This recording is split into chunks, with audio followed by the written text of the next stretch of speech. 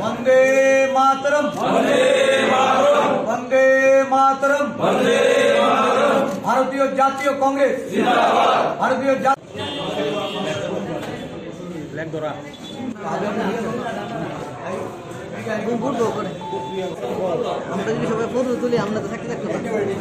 मनीन्द्र बर्मन, प्रणब राय, बाबुल साहा, चंदन Bharatiya Janata party ত্যাগ করে জাতীয় কংগ্রেস দলে আজকে যোগদান করেছেন। আমি তাদেরকে স্বাগত বর্মন, নেপাল সূত্রধর, শ্যামল সাহা ভারতীয় জনতা পার্টি ত্যাগ করে জাতীয় কংগ্রেস দলে আজকে যোগদান করেছেন। আমি তাদেরকে স্বাগত। 3-3.5 বছর ধরে একটা কথাই শুনলাম, হাওড় নদীর উপর ড্যাম নির্মাণ হবে, আগরতলা শহর যাতে জলমগ্ন না হয়, বাঁধ নির্মাণ করে আগরতলা শহরকে বাঁচাবে। আমি জাস্ট আপনাদের মনে করে দিচ্ছি, তারা প্রগতি কতটুকু আপনি জানতে পারেন।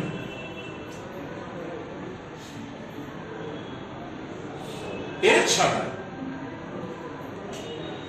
স্বচ্ছ প্রশাসকের কাছে আমরা কি বিনম্রতার সাথে একটা দাবি রাখতে পারি যে কোভিড পরিস্থিতি যখন হয়েছিল, কেন্দ্রীয় সরকার সহায়তা করেছে, রাজ্যের মানুষ, অগণিত কর্মচারী, ছাত্র, যুবক বন্ধুরা, যে যার কর্মচারীরা দেদার টাকা দিয়েছে, এনজিও, ক্লাব, পারিবারিক প্রত্যেকটি নাগরিক টাকা দিয়েছে, প্রচুর যন্ত্রপাতি কেনা হয়েছে, অস্থায়ী হাসপাতাল বানানো হয়েছে, রাজ্যের বিভিন্ন জায়গায় ভেন্টিলেটর ক্রয় করা হয়েছে, নানা যন্ত্রপাতি কেনা হয়েছে। অস্থায়ী হাসপাতাল তো এখন নেই, এই যন্ত্রপাতি গুলো কোথায়, এই ভেন্টিলেটর গুলো কোথায়? তার জন্য অডিট হয়েছিল।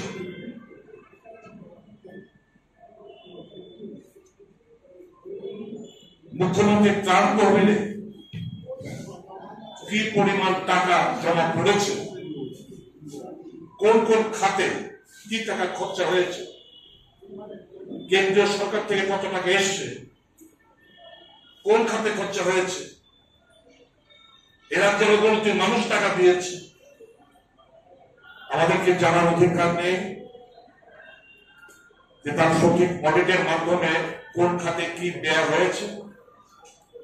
এই যন্ত্রাংশগুলো যে কেনা হয়েছে, আপনি গিয়ে দেখুন, এক্ষুনি এই মুহূর্তে সাংবাদিক বন্ধুদের বলছে, দয়া করে বেশি দূর যেত না, জিবি ট্রমা সেন্টারে যান, নিচে ট্রমা সেন্টারের red zone, yellow zone, green জোনে গিয়ে এই যে মনিটর গুলো লাগানো রয়েছে, প্লিজ গিয়ে দেখে আসুন কটা মনিটর কাজ করছে, সঠিকভাবে মনিটর গুলো কাজ করছে কিনা। প্রচুর মনিটর কেনা হয়েছিল, why are not being replaced. COVID প্যান্ডেমিকের সময় প্রচুর মেডিকেল ইকুইপমেন্টস কেনা হয়েছিল, বিছানা থেকে শুরু করে ভেন্টিলেটর থেকে শুরু করে বহু জিনিস যন্ত্রাংশ কেনা হয়েছে।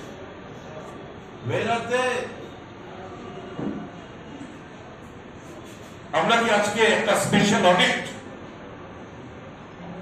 এই কোভিড-19 মুখ্যমন্ত্রী ত্রাণ তহবিলে কি টাকা জমা পড়েছে, কেন্দ্রীয় সরকার থেকে কত টাকা এসছে, এগুলো আমরা ত্রিপুরা প্রদেশ কংগ্রেসের তরফ থেকে আমরা দাবি জানাচ্ছি, এর অডিট করে নির্বাচনের আগে স্পেশাল অডিট টিম করে নির্বাচনের আগে, যেহেতু আপনার টাকা, রাজ্যবাসীর টাকা, কর্মচারীর টাকা, বিভিন্ন ক্লাব, এনজিও, জনগণের টাকা, আমাদের জানার অধিকার রয়েছে।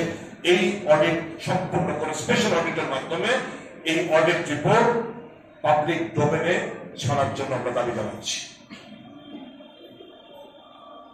স্বচ্ছ প্রশাসনের কাছে এবং তথাকথিত স্বচ্ছ প্রশাসনের কাছে যেটা দাবি করাটা ন্যায়সঙ্গত, এবং আমার বিশ্বাস তথাকথিত স্বচ্ছ প্রশাসক আমাদের এই দাবি মেনে স্পেশাল অডিট করার একটা ঘোষণা দিয়ে টাইম বার্ন, এগুলো সারা রাজ্যে কিন্তু কতগুলো অস্থায়ী হাসপাতাল হয়েছিল, একটু দেখবেন হাঁপানি হাসপাতালে কতগুলো বেড, কতগুলো আমরা গেছিলাম, আপনারা জানেন সব, ভগৎ সিং থেকে শুরু সব জায়গায়। We want an audit and the report should be placed within the month of December so that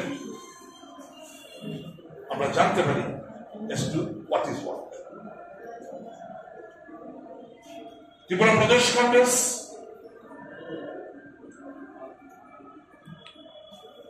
বিভিন্ন রাজনৈতিক দলের উপর যে ক্রমাগত যে হামলা হচ্ছে,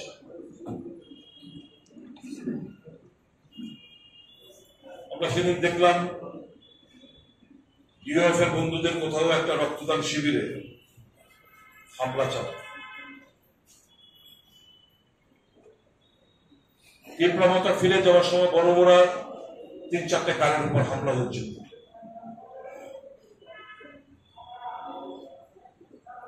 আমাদের উপর বোম নিক্ষেপ, গুলি চালানো, অন্যায়ভাবে গ্রেপ্তার করে জেলে পড়া, এই সমস্ত ঘটনা আমরা তীব্রভাবে ধিক্কার জানাচ্ছি। পিএইচকিউতে গিয়ে বলে রাজ্যের আইনের শাসন এখানে কায়েম হয়ে রয়েছে। ইনডাইরেক্টলি বলা হচ্ছে, ধমকি দেওয়া হচ্ছে,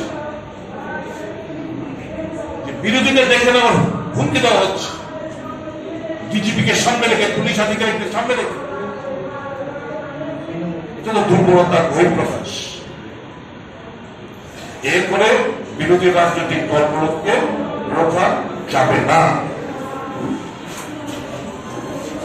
আমরা আগামী 19 তারিখ থেকে রাজ্যের 16টি সেক্টরে একযোগে আমরা ভারত জোড়ো ত্রিপুরা বাঁচার অভিযানে যাত্রায় আমরা নামছি।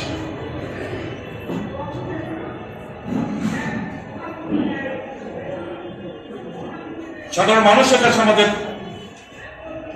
অনুরোধ থাকবে,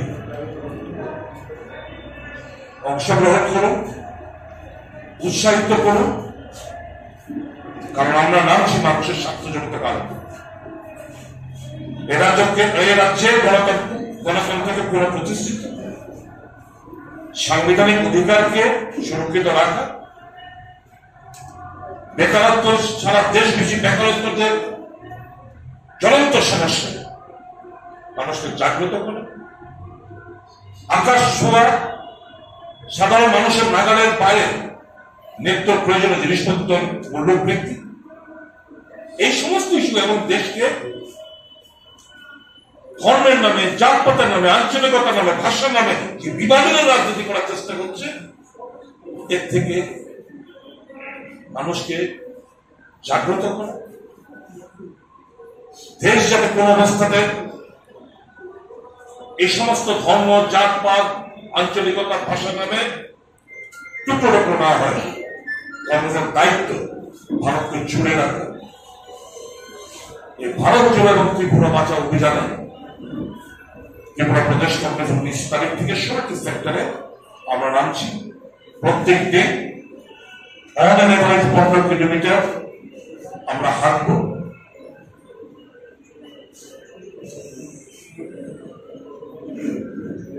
সাধারণ মানুষের কাছে আমাদের অনুরোধ থাকবে, দয়া করে আমাদের উৎসাহিত করবেন, অংশগ্রহণ করবেন, আমাদেরকে আশীর্বাদ করবেন, যাতে করে আমরা সুন্দরভাবে আমাদের ত্রিপুরা বাঁচাও ভারত জোড়ো আন্দোলনকে আমরা সার্থক রূপ দিতে পারি। যে রুট আমরা দেব এই 10 দিন ব্যাপী, এই রুটগুলোকে যেন সুরক্ষিত রাখার দায়িত্ব পুলিশ হাতে নেয়। আমরা চাই না কোথাও কোনো রক্ত ঝরুক। প্রত্যেকটি রাজনৈতিক দল তার গণতান্ত্রিক অধিকার, তার আন্দোলন করার, প্রোগ্রাম নেওয়ার অধিকার রয়েছে, সেগুলো যেন সুন্দরভাবে সম্পন্ন করতে পারে। পুলিশ প্রশাসনকে তার দায়িত্ব নিতে হবে, কারণ ভারতীয় জনতা পার্টি মানুষের সমর্থন খুইয়ে শুধু গুন্ডা, পান্ডা, দাদাদের উপর নির্ভর করতে শুরু করেছে, যার প্রেক্ষিতে সাধারণ মানুষ থেকে শুরু করে প্রত্যেকটি কর্মকর্তাদের গায়ে থেকে রক্ত ঝরছে, এটা যেন না হয়। পুলিশ এবং প্রশাসনের সঠিক সক্রিয় ভূমিকা, তাদের দায়িত্ব পালনের আমরা দাবি জানাচ্ছি। এটুকু আমাদের বলতে আপনাদের তরফ থেকে কোনো প্রশ্ন আপনারা প্রতিক্রিয়া তো নতুন করে না, আপনারা নিশ্চয়ই আপনাদের খবরের কাগজে আমি দেখেছিলাম এবং আপনি গুলো নিউজটা পড়েছিলেন। আমাদের প্রদেশ কংগ্রেস দলের তরফ থেকে আমাকে যেরকম ভাবে বলা হয়েছিল বিধানসভার ভেতরে 10,323-এর ব্যাপারে আমরা আমাদের দলের স্ট্যান্ড আমরা ক্লিয়ার করে দিয়েছি গত বিধানসভা অধিবেশনে। 10,323 ইস্যুটাকে বিধানসভায় দাঁড়িয়ে কংগ্রেস দলের তরফ থেকে সরকারের দৃষ্টি আকর্ষণের দাবি জানিয়েছিল যে এরা সাফার করছে বিগত সরকারের ভুলে। বর্তমান সরকার প্রতিশ্রুতি দিয়েছিল এই সমস্যার সুষ্ঠু সমাধান করবে। কোন ইতিবাচক ভূমিকা রাজ্য সরকার বর্তমান সরকার কোন নিতে দেখছে না। আমরা তাদের অবস্থানটা আমরা জানি, কি করুণ অবস্থার মধ্যে এরা দিন যাপন করছে, অতিবাহিত করছে প্রত্যেকটি দিন। আমরা ফিল করি সরকারের কাছে আজকে এই প্রেস মিট থেকে আবারও দাবি জানাচ্ছি অতি দ্রুততার সাথে তারা যেন তাদের কমিটমেন্ট, সেই কমিটমেন্ট রক্ষা করে তাদেরকে যেন সেটেলমেন্টের একটা ব্যবস্থা করে। এও দাবি জানাচ্ছি জিআরবিটি রেজাল্ট দ্রুত প্রকাশ করুন। বিলম্ব কেন? এর মধ্যে যদি দেখা যায় 200, 300, 400 কোয়ালিফাই করে জিআরবিটিতে, তাও দেখ কয়েকটা পরিবারের একটা দুটো ডাল ভাতের ব্যবস্থা হল। এসপিজিটির রেজাল্ট প্রকাশ করুন, একসঙ্গে তাদেরকে নিয়োগ করুন। এই দাবিগুলো তো কংগ্রেস জানিয়ে আসছে। আবার আমরা পুনরায় রিইটারেট করছি আমাদের stand. We want the government not to be a silent spectator. We want the government to act and to live up to its commitment. No, we thank them for the success. We congratulate them for the successful program. এখানে কি বলবো, দারুণ একটা programme করেছে আগরতলা আস্তাবা ময়দানে, প্রচুর লোক সমাগম হয়েছে এবং ভেরি ওয়েল ডিসিপ্লিন একটা প্রোগ্রাম, ভেরি ওয়েল ম্যানেজ একটা প্রোগ্রাম। We congratulate them. তাদের দাবিকে কি আপনি সমর্থন জানাচ্ছেন? যে দাবিটা তারা It is their party's demand. Who am I? এই ডিমান্ড এরা যে ডিমান্ড করছে, আমি আপনাদেরকে বলি বারংবার আপনারা জিনিসটা বোঝার চেষ্টা করুন। And that is our party, আমাদের পার্টি স্ট্যান্ড।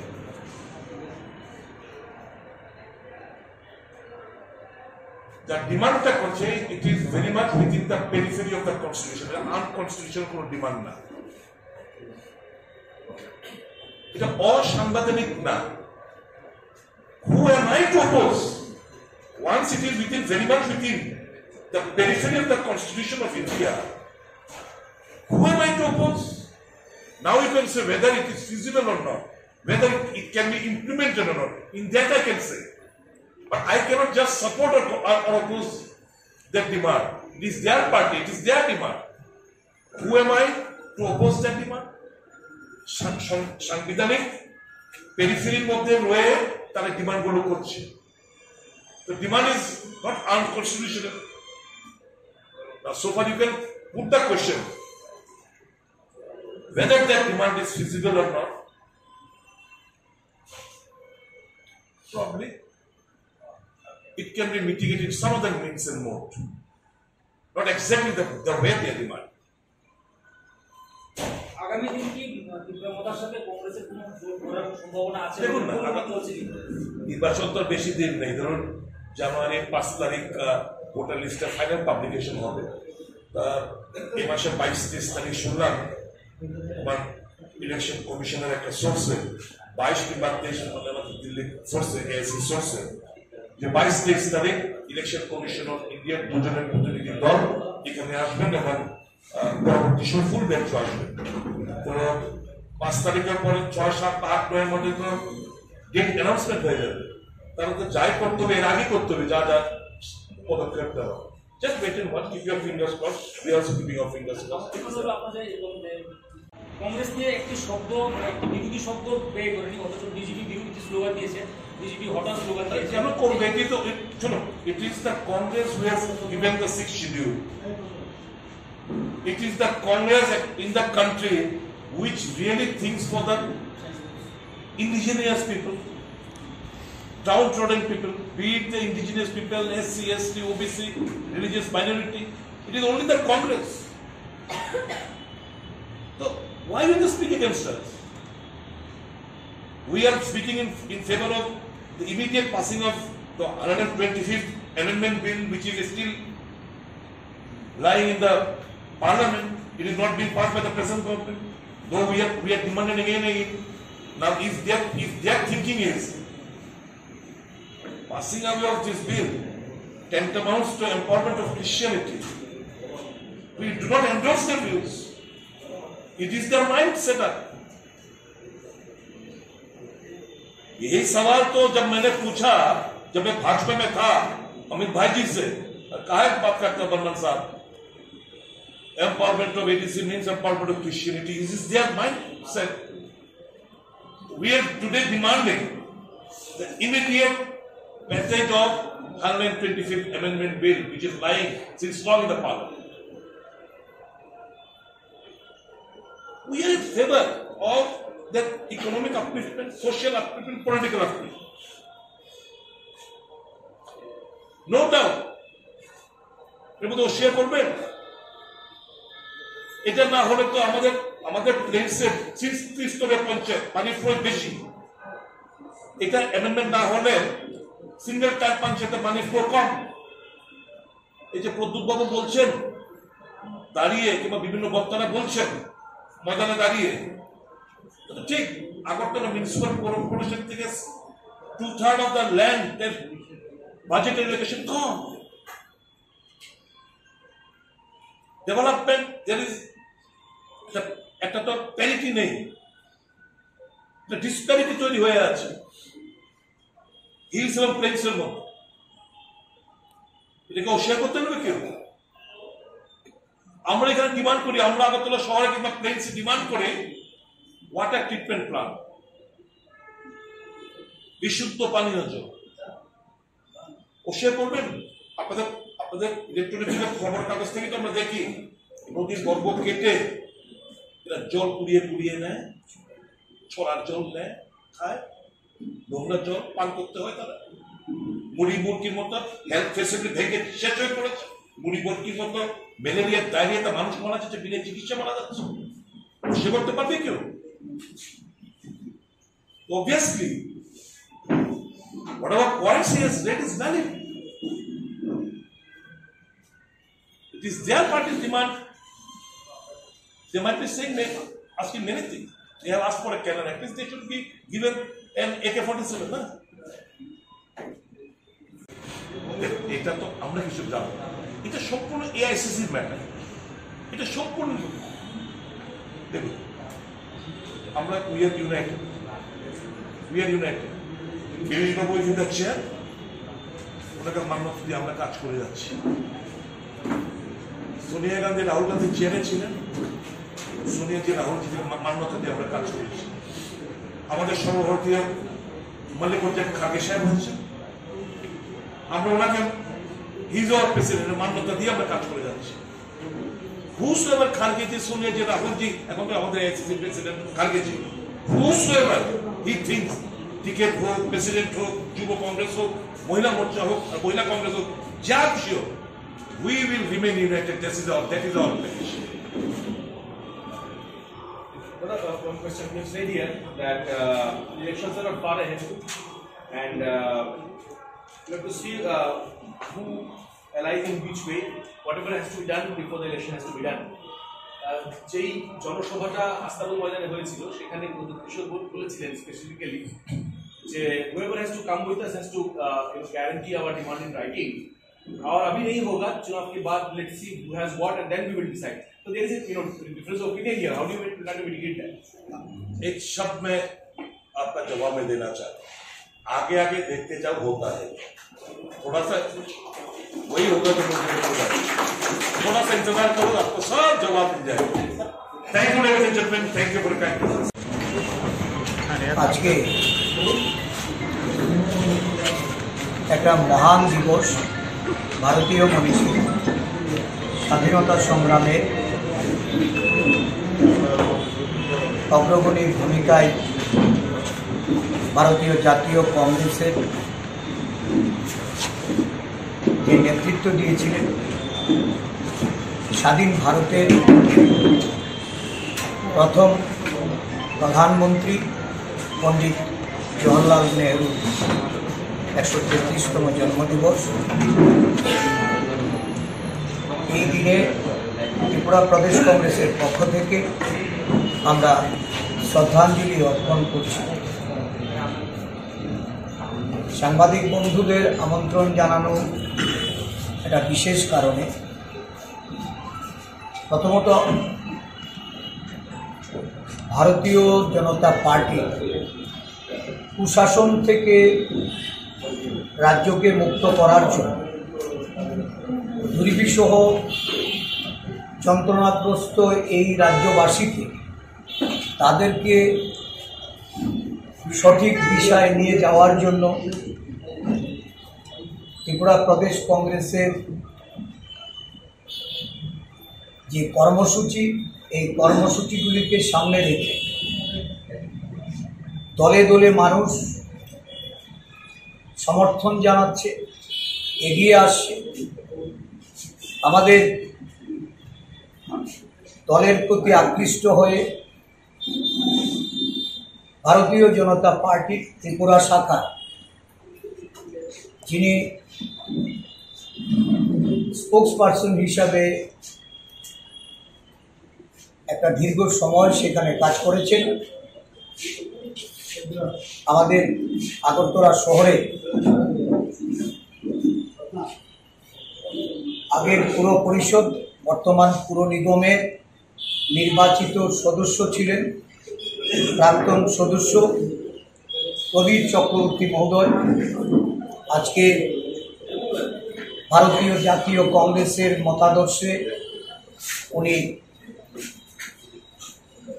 এখানে যোগদান করবেন। আমাদের রাজ্যের অন্যতম প্রদেশ কংগ্রেসের নেতৃত্ব সুদীপ রায় বর্মন, বিধায়ক সুদীপ রায় বর্মন এবং সর্বভারতীয় সম্পাদিকা শ্রীমতী জারিতা লাইটফ্লামজি, ওনাকে বিগত পৌর নিগমের নির্বাচনে তৃণমূল কংগ্রেস থেকে প্রার্থী হয়ে শিবানী দাস 26 নম্বর ওয়ার্ডে উনি লড়াই করেছেন, উনি বিজিত প্রার্থী। উনিও আজকে আমাদের সাথে যোগদান করবেন। তাছাড়া আরও 11টি পরিবার থেকে প্রায় 47 জন একই সাথে ভারতীয় জনতা পার্টি পরিত্যাগ করে, সেই দল ত্যাগ করে ভারতীয় জাতীয় কংগ্রেসে তারা যোগদান করবে। এই উপলক্ষে আমরা এই যে আজকে সাংবাদিক সম্মেলন এখানে আহ্বান করা হয়েছে, এই সাংবাদিক সম্মেলনে যোগদান পর্বর পরে বিধায়ক সুদীপ রায় বর্মন রাজ্যবাসীর উদ্দেশ্যে আজকের এই মহান দিন, যেভাবে কেন্দ্রীয় সরকার বা রাজ্য সরকার ভারতীয় পরম্পরা, ভারতীয় সংস্কৃতিকে বিলুপ্ত করার জন্য ষড়যন্ত্রে লিপ্ত আছে, এই বিষয় নিয়েও আমাদের দলের পক্ষ থেকে সুদীপবাবু আপনাদের সম্মুখে ওনার মূল্যবান। আপনাদেরকে আজকে প্রদেশ কংগ্রেস কমিটির আহ্বানে যে প্রেস মিট, আপনাদেরকে সকলকে স্বাগত জানাচ্ছি। আজকে আমাদের কাছে ভারতীয়দের কাছে ঐতিহাসিক দিন। পণ্ডিত জওহরলাল নেহেরু দেশের প্রথম প্রধানমন্ত্রী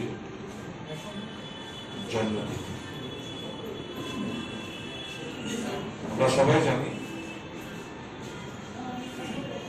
প্রয়াত প্রধানমন্ত্রী জওহরলাল নেহেরু শিশুদের প্রতি অফুরন্ত ভালোবাসা সম্পর্ক, এবং আজকে এই 14ই নভেম্বর শিশু দিবস হিসেবে উদযাপিত হয়ে আসছে।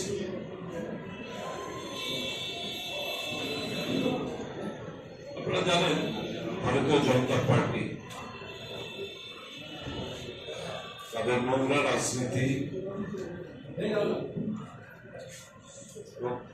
ছোট মনের পরিচয় আগে আমরা পেয়েছি, আজও আমরা দেখতে পেলাম। তখন রাজ্য জুড়ে এই শিশু দিবসে সরকারিভাবে কোন ধরনের প্রোগ্রাম না রাখার প্রেক্ষিতে ভারতীয় জনতা পার্টির একটা প্রচেষ্টা হামেশা জারি রেখেছে ইতিহাসকে বিকৃতি করে, নতুন ভাবে ইতিহাস রচনা করে এবং তাদের সুবিধা অনুসারে নতুন ভাবে ইতিহাস দিকে মানুষের কাছে পৌঁছে দেয়। দেশের মানুষ যারা একটু ইতিহাস নিয়ে চর্চা করেছেন, পড়াশোনা করেছেন, ভারতবর্ষ স্বাধীন হওয়ার পর কি পরিস্থিতি তখন বিরাজমান ছিল আমরা সবাই জানি। বিশেষ করে পার্টিশনের পর কোটি কোটি রেফিউজি তারা যখন ইন্ডিয়াতে সেটেল হয়, তখন পণ্ডিত জওহরলাল নেহেরুর ভূমিকা আজও দেশবাসীর কাছে এই ইতিহাস জলজল করেছে। পণ্ডিত জওহরলাল নেহেরু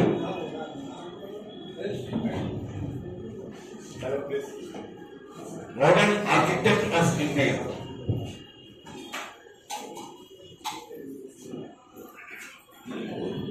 ভারতীয় জনতা পার্টি হামেশা বলে থাকে,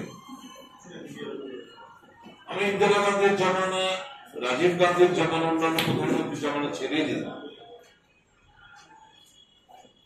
শুধু পণ্ডিত জওহরলাল নেহেরু এই 16 বছর প্রধানমন্ত্রী থাকাকালীন কয়েকটা উল্লেখযোগ্য কাজ সম্পর্কে আমি সবাইকে আবার মনে করে দিতে চাই।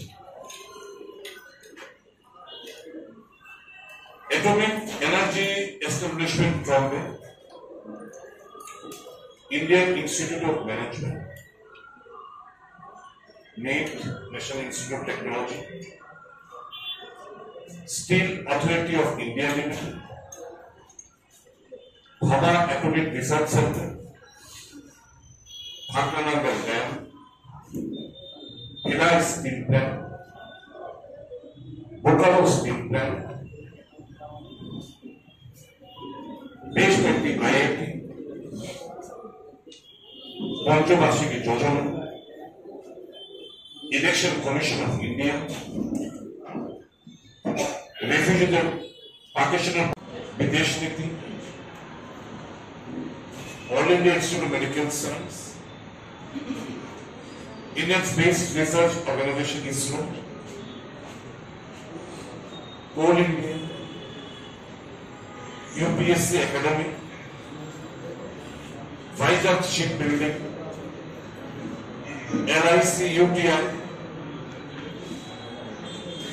GAIL Gas Authority of India Limited,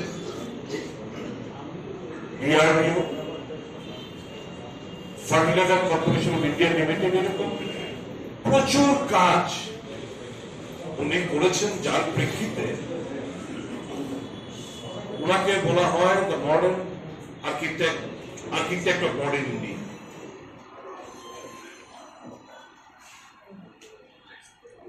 এই যে উনার এই 15 ইয়ার্স পিরিয়ডে এতগুলো কাজ দেশকে গড়া,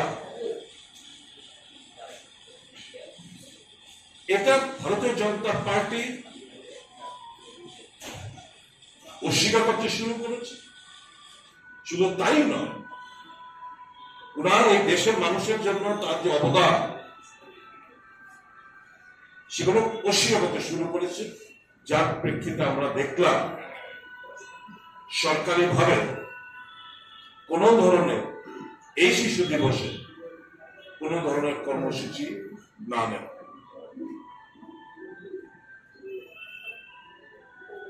75তম স্বাধীনতা দিবস আমরা উদযাপন করছি। শুধু রাজনৈতিক ফায়দা লুটার জন্য একটা বীর সেনানীদের, স্বাধীনতা সংগ্রামীদের তারা স্মরণ করেনি, কোথাও আমরা ফ্ল্যাক্স লাগাইনি, কত ফ্ল্যাক্সের মধ্যে, পোর্ট্রেটের মধ্যে, মূর্তির মধ্যে তারা শ্রদ্ধাঞ্জলি নিবেদন করেনি। নেতাজি সুভাষ থেকে শুরু করে মহাত্মা গান্ধী, জওহরলাল নেহরু, আরো যারা বীর সেনানীরা রয়েছেন তাদের মর্যাদাগুলো এই 75তম স্বাধীনতা দিবসে উদযাপন তারা অবহেলিত রয়ে গেছে। তারা নতুন ভাবে ইতিহাসকে বিকৃত করে তারা নতুন ভাবে ইতিহাস রচনা করতে চাইছে। অপপ্রচার, তাদের সামাজিক মাধ্যম, তাদের আইটি ডিপার্টমেন্ট সমস্যা লেগে রয়েছে কিভাবে এই বীর সেনানীদের অবজ্ঞা করা যায়, অবহেলা করা যায় এবং তাদের যে এই বিশাল বড় ভূমিকা অবদান সেটাকে খাটো করে দেখানো যায়।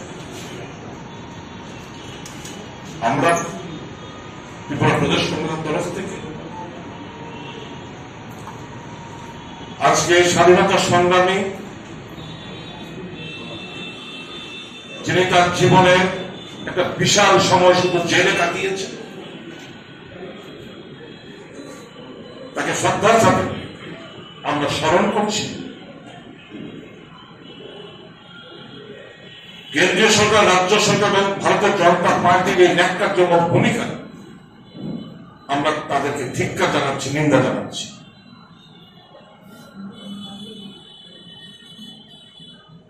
শিশুদের কি দোষ? মানে জওহরলাল নেহরুর সাথে শিশু দিবস ওতপ্রোতভাবে জড়িত। কারণ জেনারেশন নেক্সটকে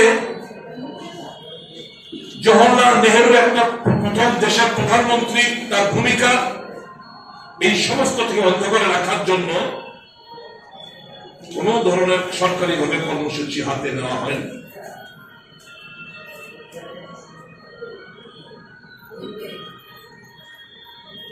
এর থেকে লজ্জাস্কর আর কিছু হতে পারে, এর থেকে আর অপমানজনক ভূমিকা বীর সেনানীদের প্রতি আর কিছু হতে পারে। নেহরু তাদের বিশাল বড় অবদান দেশ গড়ার ক্ষেত্রে, নির্মাণের ক্ষেত্রে শ্রদ্ধার সাথে আমরা স্মরণ করছি।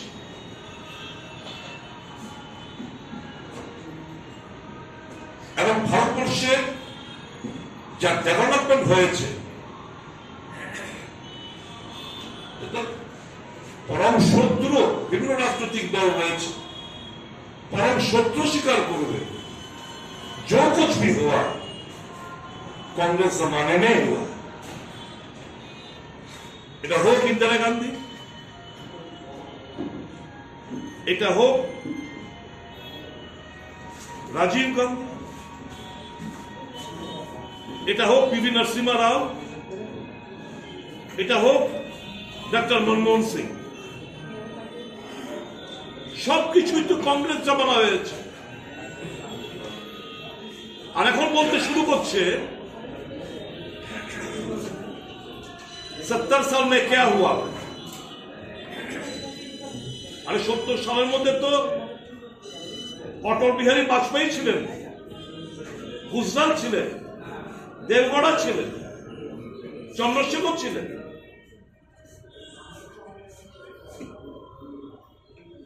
এদেরও তো কিছু কিছু ভূমিকা রয়েছে, কিন্তু নরেন্দ্র মোদী সাহেব বর্তমানে সে বোঝাতে চাইছে কারোর কোনো অবদান নেই এই দেশ নির্মাণে। এটা হচ্ছে সব ঝুঁটার মধ্যে নিজে একটা বড় ঝুঁক। এই মিথ্যার উপর ভর করে দেশবাসীকে গুমরাহ করার চেষ্টা হচ্ছে। আমি আরেকটি ব্যাপারে আজকে যেহেতু সাংবাদিক সম্মেলন হচ্ছে, নির্বাচন যত এগিয়ে আসছে আমাদের রাজ্যে মানুষকে বিভ্রান্ত নানাভাবে করবে। আপনারা জানেন কিছুদিন আগে সোশ্যাল পেনশন স্কিম 30,000 নতুন ভাবে সামাজিক যে ভাতা প্রকল্প, এই ভাতা প্রকল্পের জন্য মানুষের আবেদন রেখেছেন, ফর্ম বিলি করেছেন, ফর্ম বিলি করে জমা দিয়েছেন। আরো নাকি 30,000 নতুন করে তারা ভাতা প্রদান করবে। বেশ ভালো কথা। এখন প্রশ্নটা হচ্ছে, এই সমস্ত কিছু ভাতা কাগজ জমা দেওয়ার পর গত 4/11/2022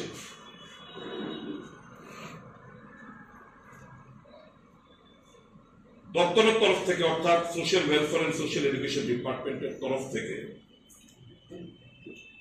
বলছে বয়সের প্রমাণপত্র, বার্থ সার্টিফিকেট, স্কুল সার্টিফিকেট, মাধ্যমিকের এডমিট, এর বাইরে কিছু। আগে কি ছিল? আগে ছিল যারা বয়স্ক লোক, ভাতা 60, 65, 70, 80, এদের প্রত্যেকে অ্যাডমিটেড কার্ড আনবে, প্রত্যেকে বয়সের প্রমাণপত্র আনবে। তাদের ওই রেশন কার্ডে কিংবা আধার কার্ডে যে বয়সগুলো ছিল সেটা বিবেচনা করে তাদেরকে ভাতা প্রদান করত। এখন অ্যাকর্ডিংলি সেগুলি দিয়ে দরখাস্ত জমা দিয়েছে।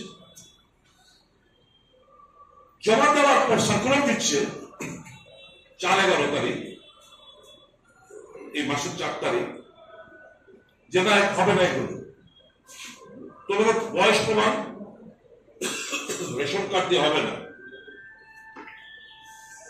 তোমার আধার কার্ডের বয়স দিয়ে হবে না, ইলেকশন কমিশনের কার্ডে যা বয়স রয়েছে সেটাতে হবে না। তোমাকে ম্যান্ডেটরি করে দিয়েছে বার্থ সার্টিফিকেট, স্কুল সার্টিফিকেট এবং মাধ্যমিকের অ্যাডমিট।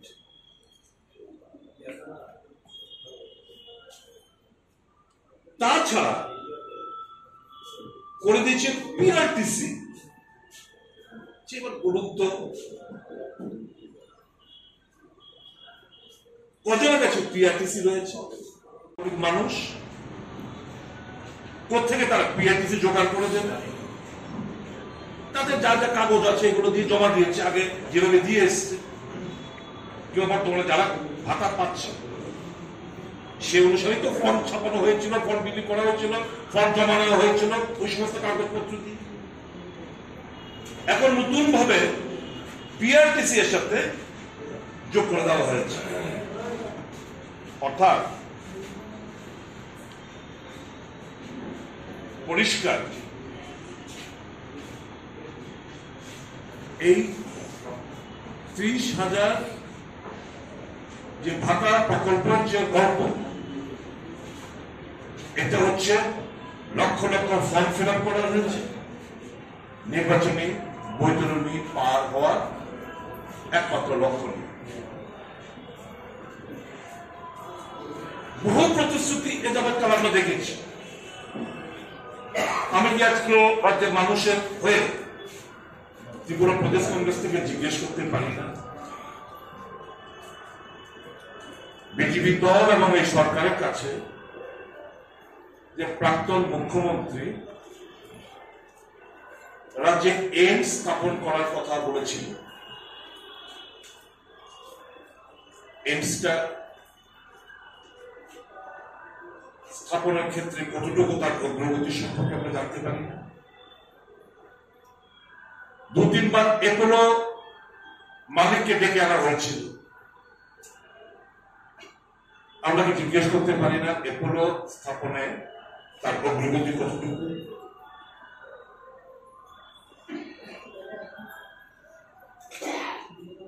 আমবাসায় একটা মেডিকেল কলেজ হবে,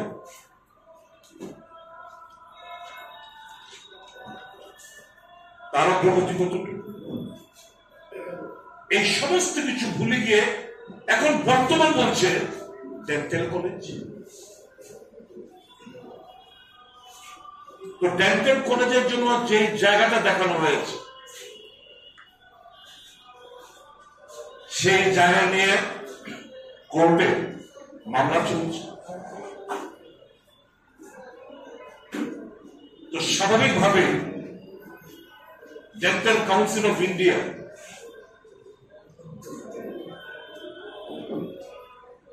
তার